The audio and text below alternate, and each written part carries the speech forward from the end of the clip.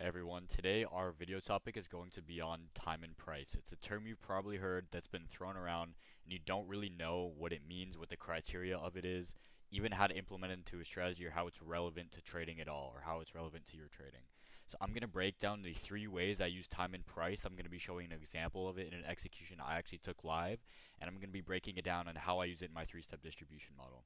So time and price, like I said, you've definitely heard it before. What does it mean? A lot of people don't necessarily specify or have specific criteria on how they implement it into a model. So I'm going to be discussing the three ways that I identify time and price. The first way I identify time and price, or what I would qualify as a um, like a confluence of time and price, I guess you could say, is session highs and lows. So session highs and lows. This is used for a couple of things. One is that it is a key level for me, right? You guys know that a key level and how I'm identifying my manipulations is a high time frame high or low. That is considered a session high or low, right? So you can use these as key levels. And also something that is super important, and you're going to see in the example later, is that I almost always use my draws on liquidity, or I almost always use these session highs and lows as my draw on liquidity. Almost always I am taking profit at these levels, and especially when there's two areas of liquidity resting beneath each other or above, you have London and Asia high stacked, very good confluence. That is, it's pretty much just golden. I love when I see that show up. The second thing, again, the second confluence, I guess you could call it, how I use time and price, is the midnight open. A premium, a time-based premium or discount, right? So all the midnight open is, or the true day open, I'll call it the true day open actually. True day open is it's midnight open New York time, and what happens is, so your time opens up, and then you trade beneath it. If you're trading beneath your true day open, you're trading in a time-based discount, right? Meaning you're basically putting in a wick of your daily candle, or you're trading in that discounted area, and depending on what price looks like, not all the time and not in every case, you can expect price to distribute higher in a time-based premium, distributing to a time-based or sorry, a time-based discount, targeting draws on liquidity at time-based premium, or vice versa. All right, and this is also another really big thing I see, is that these two things kind of go hand in hand. I always like to see that if I see my key level in SMT occur, and I am in the premium of the true day open or the daily candle, I want to see my session liquidity or my highs and lows resting on the opposite side of this time-based premium or discount. And this will make sense later when I explain it and I show the example.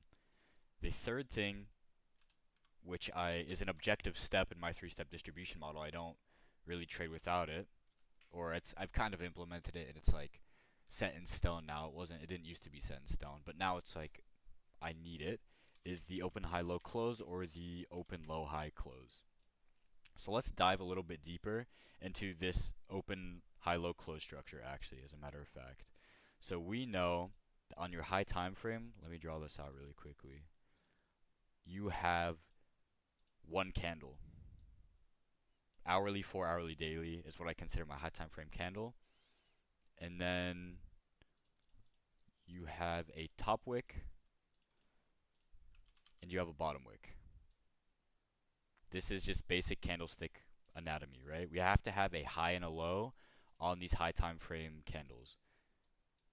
Internally, this is going to look a lot different. Internally, for a bullish candle, we are going to have price opening at the low. Maybe something like this, where we go lower and we put in the bottom of this wick, distribute higher, and then we put in the top of the wick. Now, of course, it doesn't always look like this. You're not always going to immediately distribute lower to put in the bottom of the wick. Sometimes you like trade up first and then you manipulate lower. It's not perfect, obviously. This is just the example. And then vice versa for the bearish candle. You price opens, manipulates higher to put in the wick, distributes lower, and then you close. This is a very crucial in my trading, because once you have your high time frame key level in SMT and you've identified the manipulation, you can basically anticipate if you're going to have a bullish or a bearish hourly candle or 4 hourly candle or whatever time frame you're trading on. You can anticipate what you think that next candle is going to be. So in order to catch the discounted or the premium of these of price, depending on which direction your bias is in, you really want to identify the open, low, high, close manipulation, and this will give you really solid protected highs and lows as well for your stop losses. So the open, low, high, close is crucial for the three-step distribution model, and I'm about to show you an example on a live trade I took. So again, little recap, these are the three things that I define as basically a confluence related to time and price, and I'm going to walk you through an example of how I used all three and how I look at them with my three-step distribution model. Let's get right into it. So you should also all check out my previous video because this is a part 2 to my how to find a perfect bias video, and that is where I cover the key level and SMTs. That's how I'm covering the manipulation, because if you don't have a bias and you don't have anything to determine what your next high time frame candle will be, you can't necessarily um, use the open high low close, right? Because the whole point is you can kind of take a very good guess at what if your next high time frame candle is going to be bullish or bearish. And to do that, you need a manipulation or a high time frame key level and SMT. So in this example, let's look at what we have here. We have a key level, which is just we swept out the previous hour high paired with an SMT.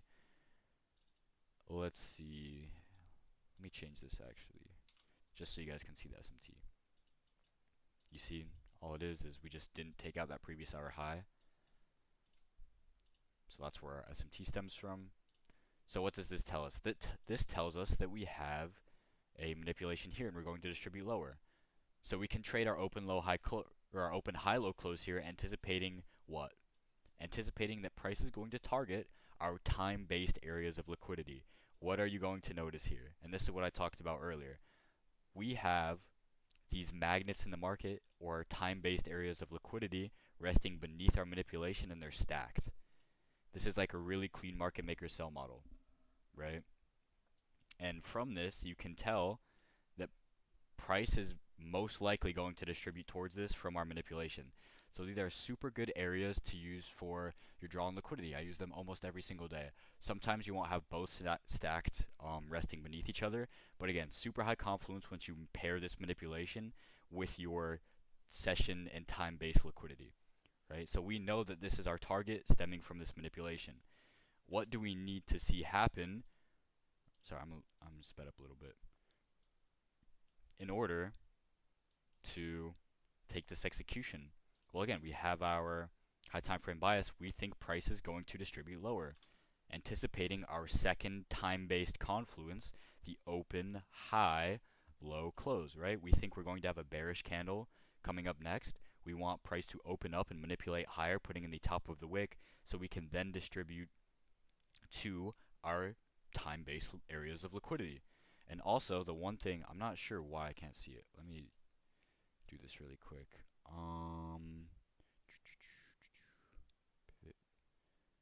Kill zone range, average links, true day open. Sorry about that. I don't know why it was turned off. But what you're going to notice is where did our manipulation occur as well? It occurred above our true day open. We are in a time-based premium targeting areas of liquidity in a time-based discount. You see how everything is starting to align? We're using all three pieces of this time and price and we're aligning it. So we have our session highs and lows resting beneath our manipulation that also occurred in our time-based premium above our true day open. And we're going to use the open high low close in this case, since we have a bearish bias, to catch a perfect entry internally. And we're going to align time and price and we're going to have a really good stop loss. This is a beautiful execution here. And again, this was taken live, so not like just an example that I found out of nowhere. I actually took this live. Okay, so let's implement the open high low close here. We can drop down to our lower time frame and we can look for, there's really no criteria for what time frame to go to when you're looking for your low time frame. You're just looking for any area where we can manipulate higher to, like any PD raise, anything resting above, even when we're sweeping out liquidity with soup SMT and then you get your change in state. That's completely valid. But you'll notice here we have an unmitigated hourly gap, super clean and obvious area that price likely wants to rebalance to. Okay, so this is an area we can expect price to take us higher to for the next hourly candle open. Because again, we need the open put in the top of the wick before we distribute lower. And this also just helps us catch a better entry. Why would we enter at the very bottom of this position when our draw on liquidity is right here, when we can catch the retrace and have price and an actual premium and discount unrelated to time? It's just a better entry. Okay, so that's what the open high low close helps with as well. And as you can see, we're going to speed up this example here. That's exactly what we get, is an open high low close. And the one thing about this open high low close is you're going to notice I don't care about when we're distributing lower, because we don't shift beneath anything. We don't get our change in state of delivery as our final confirmation. But you do see this 8 a.m. candle opens, we immediately distribute higher into this 5-minute fair value gap. And if you know anything about time frame alignment as well, the hourly is to the 5-minute. So we're looking for a 5-minute change in state of delivery since we tapped this hourly gap. Okay, so we're looking for a shift beneath this low as our final confirmation to take this time-based entry. Perfect, right? Stop at the high, because again, you think this is a manipulated high. We do not expect price to come back here for the rest of the hour. We've already manipulated higher, we've shifted structure, giving us all the confirmation we need. This is the high of the hour for the open, high, low, close. We expect price to distribute following the shift in structure and this manipulation higher. So we can place our stop loss at the high, targeting both of our time-based areas of session liquidity. And you will see, let's do this actually, we'll just set this, stop at the high, take profit at the low. We're going to have a distribution. We're going to have a very clean sell-off towards our time-based draw on liquidity, right? So let's recap this again. What did we do? And like I said before, you should be coming from, or should have watched and understood how we even identified our manipulation in the first place to give us our bias that we wanted to go lower. But I'm going to assume you all did that already, because this is the second part of the series.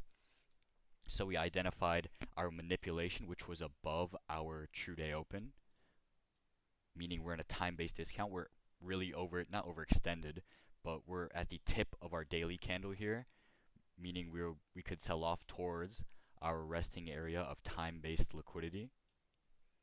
And then after that, once we have our manipulation and everything else in place and our draw is very clear, we're going to use the open high to catch the manipulation and the price-based discount, or premium in this case, for a much more optimal entry.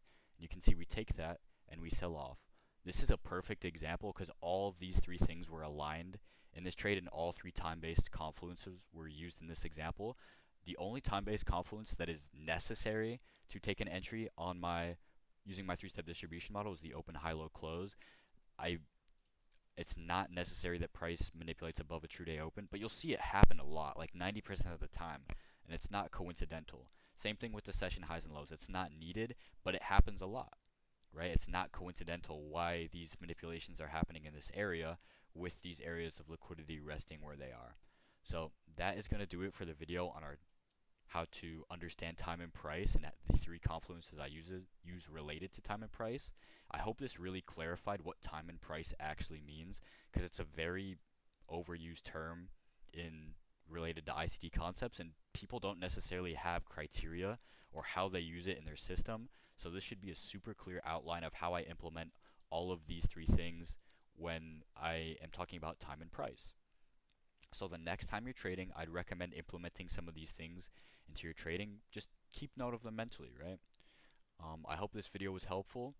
Please leave comments and feedback on how you feel about this style of content and if it was beneficial. And I'll see you guys, hopefully, for the third part of this series. So that's going to do it. Take care, everyone.